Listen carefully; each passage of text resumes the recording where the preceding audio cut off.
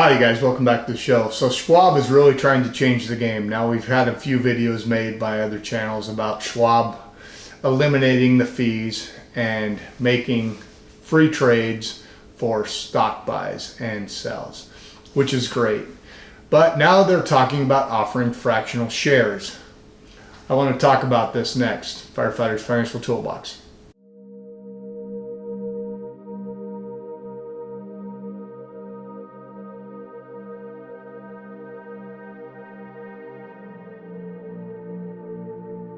Hey guys, welcome back to the show. So today we're going to talk about fractional shares. Now, if you've been investing for a while, you know that fractional shares are a relatively new invention in the investing world.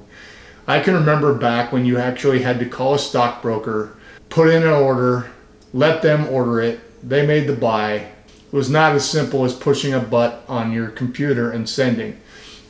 Now, things like E-Trade and Scottrade came along in the early 2000s, maybe the late 1990s, and revolutionized personal investing, made buying stocks for people easy. ETFs came along, made buying what used to be difficult to get into if you didn't have some sort of broker for mutual funds. You could buy ETFs relatively easy. Now, as you guys know, I just recently started my M1 finance account about a month ago. So fractional shares are a brand new thing to me. I've always bought as whole shares. The only way that I bought fractionally is if, for example, I put $1,000 in my Roth IRA at Vanguard, I would get $1,000 worth of the index fund, which the one I use is VTSAX, right? The total stock market index. And they would buy $1,000 worth of whatever the price at the end of the day was, whatever the net asset value of the index fund was. That's how many shares they bought of it. Now along came ETFs, and you started saving some money on the actual fees charged by the different companies. The thing about the ETF that was nice was you didn't have to have a minimum to buy in. For Vanguard, most of their funds have a $3,000 minimum to buy in. Now, once you pass the $3,000, you can invest smaller amounts. But for a lot of young investors, coming up with $3,000 was hard. Then they started offering ETFs. I could buy VTI, which is the total stock market index, exactly as VTSAX, only in ETF form, and I could buy it for the price of one share. I could buy in for one share at a time. Now, the problem with that was dollar cost averaging. Because I had to buy full shares of the ETF, it became difficult if I wanted to invest a set amount, say $100 a month, because I couldn't buy a full share. Along came fractional shares. Now, fractional shares work both for ETFs and for buying individual stocks. The nice thing being, if I don't have enough money to buy, say, a Berkshire Hathaway stock, and I don't know what the exact price is today. We'll have to add that up on the board here, and then we'll know. Or Amazon, for example, $1,800 for a single share. Most people don't have that kind of money to buy into. With fractional shares, I can put $100 and get $100 or a 1/18th share of that Amazon stock. It's a beautiful thing. Back to where we started. Schwab talked about getting rid of the fees, which is great. And it says that on their website, and excuse me, I'm going to put on my glasses so I can read it. At Schwab, they're looking beyond just the no trading fees and into fractional shares. The move would be the first by any major online brokerage, that's major brokerage house, but companies like F1 Finance and Social Finance already offer the fractional shares on their platform. Schwab did not say when the program would launch or whether fractional shares would be incorporated into its digital advice platform or Schwab Intelligent Portfolios.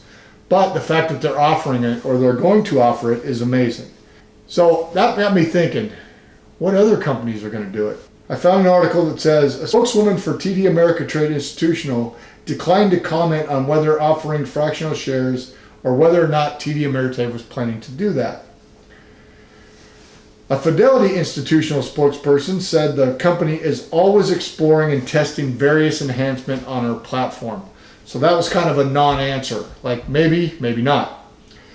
fractionalization can help investors who live paycheck to paycheck start investing earlier.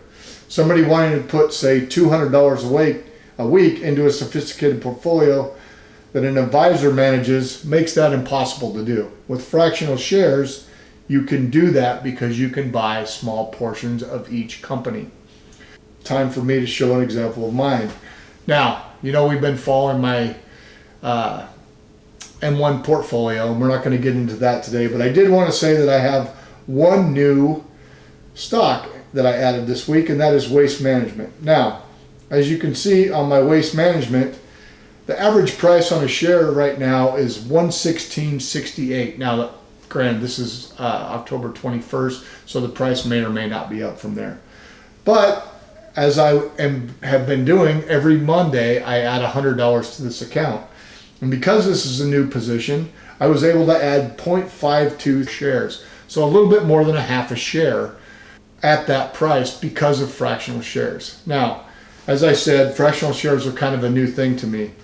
And having that I've only always known buying full shares and doing limit orders when I feel the price is right to buy the full share. As you know, in my Vanguard account, I have 3 individual dividend stocks. And in my Ally account, I have another 8 or 10 stocks that I have individually. Now, this makes up a very small part of my portfolio, but now Ally has also joined in the free trade of stocks and ETFs, which is wonderful. And so I have full shares in that account, but I am adding to the fractional shares in my M1 account. I'm excited to see if Ally will join the big brokerage houses and also add fractional shares. If they do, perhaps I could move all my stocks to there. If they don't, I may consider moving my individual positions to M1 because I enjoy the convenience of being able to dollar cost average each week. Anyway, you guys, I hope you got something out of this. I hope that with all these advances and making individual investing easier online or through apps, that you guys are getting your money invested. I'm not saying one is better than the other.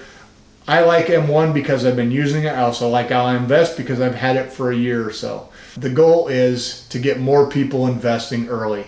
And if all these online brokers are making fractional shares available, it's one more step in getting more people into the investing world, you guys.